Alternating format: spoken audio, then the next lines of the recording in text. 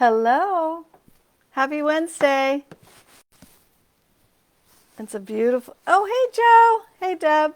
It's a beautiful day up here north, and I know back home we have severe thunderstorms, so I hope everyone is doing okay in your neck of the woods. Joe, I don't know what it's like down where you are, but again, it's a beautiful day here in Bemidji, Minnesota, and glad to be joining you here today. There's a few things that I wanted to talk to you about. First of all, I wanted to say thank you for letting me share with you a little bit of our special place here on Grace Lake and the home that my brother John designed. So that was fun to share that with you last week. You can see I'm up here in the loft, and this is where I've been doing some work while I was here. I've also been helping my mom with some projects, and it's oh, hey Vicki, happy Wednesday. It's I'm here to help with some spring cleaning, and I know a lot of people have already done that or are doing that. Here the season's a little bit later from where I am back home, but anyhow, there's been a few projects, and it's been so much fun to be here with Mom. It's a little challenging at times because we do miss my dad, and and he did so much. So anyways, and we think about him every day as we are here preparing for the spring season. So anyways, I wanted to talk with you today about, I had mentioned sharing some buyer tips on a private group, and we're going to do that again. But I thought I'd share a few things. There's 5 things I wanted to share with you today. If you know of anybody that is out there in this market, wherever you are here across the United States, it's very similar stories. It's very hard on buyers. So first of all, of course, I'm going to share with you that I think it's very, very, very important. It's critical to align yourself with a professional. And there's so many reasons why buyers should do that. Number one, though, is we are still seeing situations where we are selling properties off market. So if you're not with a professional, it might be difficult to find some of those off market homes. So right there, before I get into the 5 things, I just always want to stress getting in with a professional. Also, they can really help you navigate through this challenging market. And some of the things that I'm going to share are what a lot of other agents know and can help you with.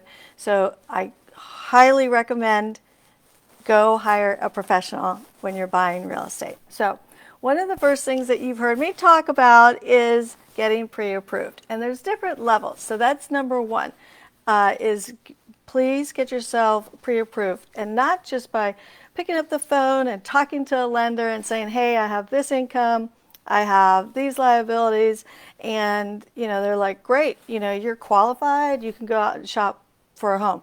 No, you need to have everything to your lender, all your tax documents, all your W-2s, or if you're an independent contractor, 1099s, and you need to have all of your bank statements, and you need to have everything in to your lender, and then they need to put it in through what is called desktop underwriting, and they need to check your credit.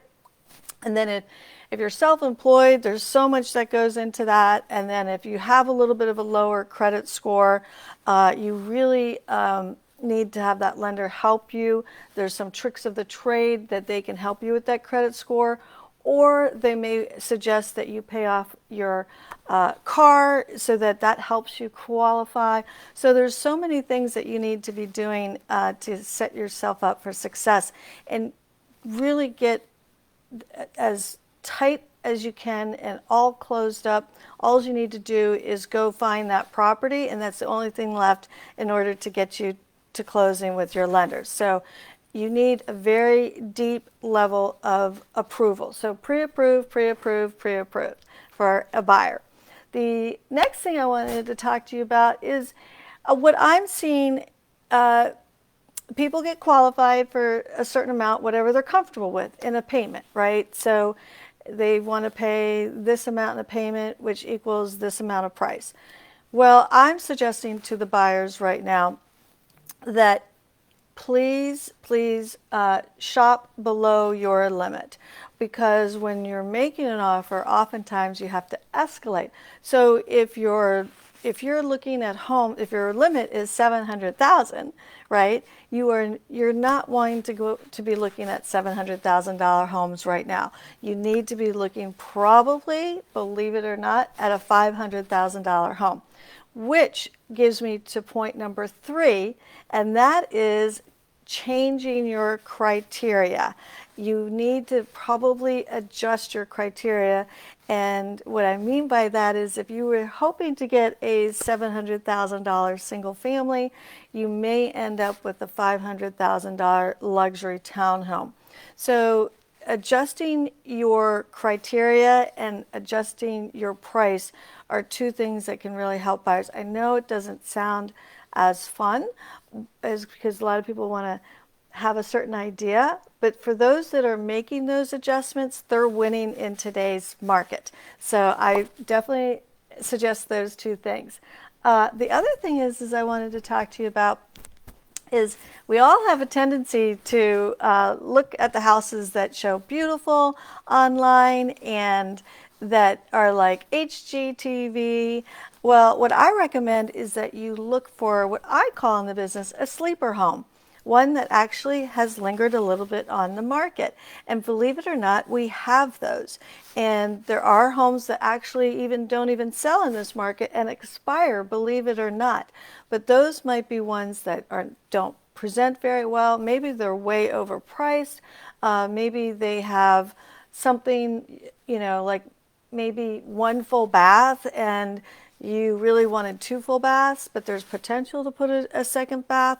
So you really need to look at the inventory a little bit differently. I know we all want to run to the really nice houses, right? Of course. But if you can find a little bit of a sleeper home, I think that you have an opportunity, right? Because all you need is a house with good bones and in a good location. And, on the inside, you can always paint and carpet and maybe add some new appliances if needed or something like that. So I think that if you can look at it a little differently, that might be helpful to you. And then the other thing is when you finally identify that home, as a buyer in today's market, you really need to think creatively as to how you write the offer. And again, that's where a professional can help you. However, some of the things that buyers think that price is the only thing that the sellers are looking for. And however, you may have a seller that may want to stay in the property longer, and so you can offer them a free rent back. Another creative thing that you could do is to offer to pay for perhaps provide them with a credit. It used to be sellers used to give buyers credit, but the tables have turned, and so maybe the buyer would like to give a seller credit of some sort. Let me see, Vicki, what are you saying? The ones I see. Well, that is true. Vicki is talking about too many renovations, especially right now. The prices are going up, but there's a lot of things that you can do that are resourceful, and myself and my stager can always make those suggestions. So, but anyways, as I was saying, to be creative, offer a free rent back, maybe help pay a credit for a seller's moving expenses, letting them stay in the home longer. So besides just removing contingencies, think about instead of just taking all those contingencies away, which a lot of buyers are doing, what can you add to help the seller? So those are some of the things that I thought would be helpful. And, any buyers that just shoot them this video, and maybe they can think of things a little bit differently and look at homes a little bit differently after viewing this video. So anyways, I also was going to find out what everyone is doing on the holiday weekend. I think that up here, it's really interesting how people are handling coming out of our COVID lockdowns, and it seems very open. And I know that some of you may be having some gatherings, which is really great, or some cookouts. So I look forward to hearing what everyone's plans are. We are going to enjoy my last weekend of lake life for a while and do some visiting. And so we're looking forward to that. Haven't quite decided what our menu is for the holiday, but I know that it's going to be tasty, whatever it is, and it will be fun. So, I won't. I will actually be on the road on June 2nd, so I'm not sure where I will be. I may pop in, who knows? But I hope that you're having a great week. And here, I'll show you a little glimpse. Remember I showed you the eyebrow window from the outside? Well, there it is. That's my desk right there.